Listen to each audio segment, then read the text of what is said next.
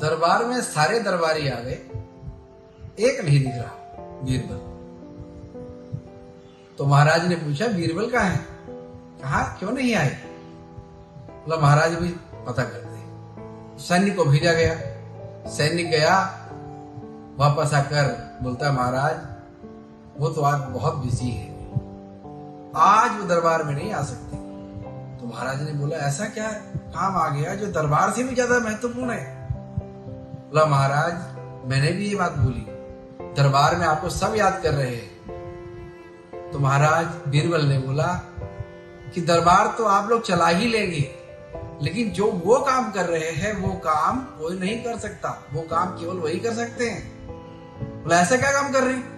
बोला महाराज उनके हाथ में एक छोटा सा बच्चा था, वो उस बच्चे को खिला रहे थे। तो मैंने भी यही पूछा कि महाराज बच्चे को खिलाना ज्यादा बड़ा काम नहीं है, राज्य चलाना तो बहुत महत्वपूर्ण काम है। तो बीरबल ने कहा महाराज को जाके बोल दो, अगर इतना ही सरल लगता है तो महाराज बच्चे को खिला के दिखा दे। ये बात दरबार में जब सैनिक ने सबके सामने बोली तो राजा को चुप गई। उन्होंने कहा ऐसा बोला बीरबल ने? बोला हाँ महाराज। बुलाओ बीरबल को और उस बच्चे को भी लाओ। ये सैनिक गया, बीरबल और बच्चे को लेकर आया। बच्चा तो सच में बच्चा था, बहुत छोटा बच्चा, लगभग 1 साल का ही होगा, कुछ नहीं जानता था। महाराज के दरबार में बच्चा आया तो महाराज ने बोला बीरबल तुमने ऐसा बोला कि राज्य चलाना आसान है और बच्चा पालना कठिन है? बोला हाँ महाराज बिल्कुल मैंने यही बोला। इसको यही बोला, पूछे सैनिक से। सैनिक बोला हाँ महाराज मैंने भी तो यही बताया कि राज्य चलाना आसान है लेकिन बच्चा पालना बहुत कठिन है। ये सारी बात सुन के सारे दरबारी हंसने लगे, और तो और उस दिन उनकी रानियां भी बैठी थी, वो भी हंसने लगी। बोली कमाल है, राज्य चलाना आसान है बच्चा पालना कठिन। ये बात बीरबल ने बोली, लेकिन बात तो सही बोली। लेकिन महाराज को सबकी हंसी देखकर गुस्सा आने लगा। उनको ऐसा लगने लगा कि मैं जो काम कर रहा हूं वो बहुत आसान है और ये बीरबल जो काम कर रहा है बच्चा पालने का ये बहुत कठिन है। उन्होंने गुस्से में आ गए और आने के बाद बोले बीरबल अगर ऐसा ही है तो आज तुम राज्य चलाना और मैं इस बच्चे को पाल के दिखाता हूं। बोला महाराज आप सोच लो आप क्या कह रहे हो, अगर ऐसा नहीं कर पाए तो? बोला मैं ऐसा कोई काम नहीं जो नहीं कर सकता, जब राज्य चला सकता हूं तो बच्चे को भी पाल के दिखाऊंगा। रानियां पीछे से हंस रही थी।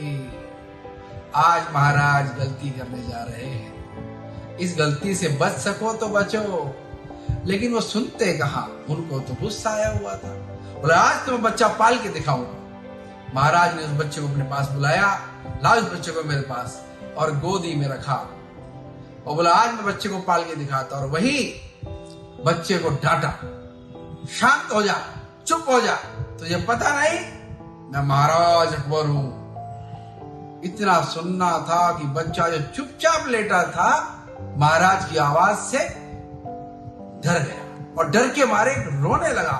और उसके रोने से सब दरबारी कहने लगे महाराज बहुत कठिन है बच्चा पालना, बच्चा खिलाना आसान नहीं है। रानियां भी बोलने लगी। अब तो राजा को और गुस्सा आया। बोला अच्छा आज मैं करके दिखाऊंगा। तो उसने टेक्निक लगाई। टेक्निक तो होती है साम दाम दंड भेद। तो उसने बोला ये डांटने से नहीं, ये प्यार करने से शायद मान जाएगा। तो राजा ने अपनी रणनीति बदल दी और बच्चे को बड़े प्यार से बोला अरे मेरे नन्हे बच्चे, ओ मेरे प्यारे बच्चे चुप हो जा।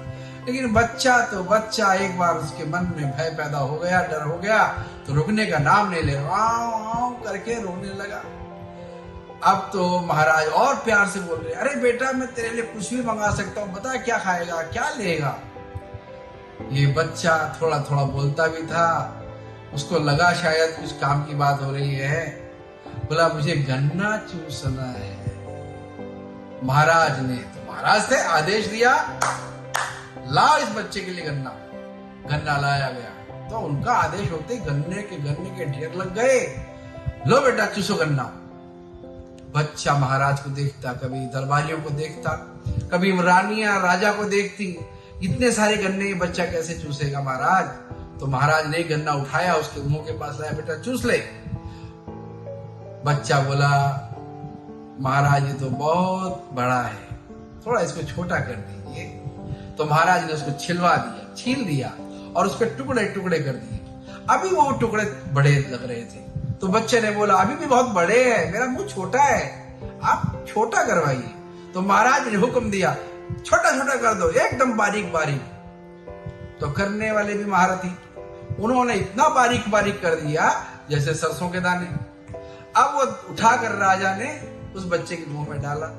बच्चे के मुंह में डालने ही वाले थे कि बच्चा फिर से रोने लगा। बोला, अब क्या हुआ, अब क्यों रो रहा है? नहीं, इतना छोटा बच्चा समझ रखा है क्या, जो इतना छोटा छोटा कर दिया?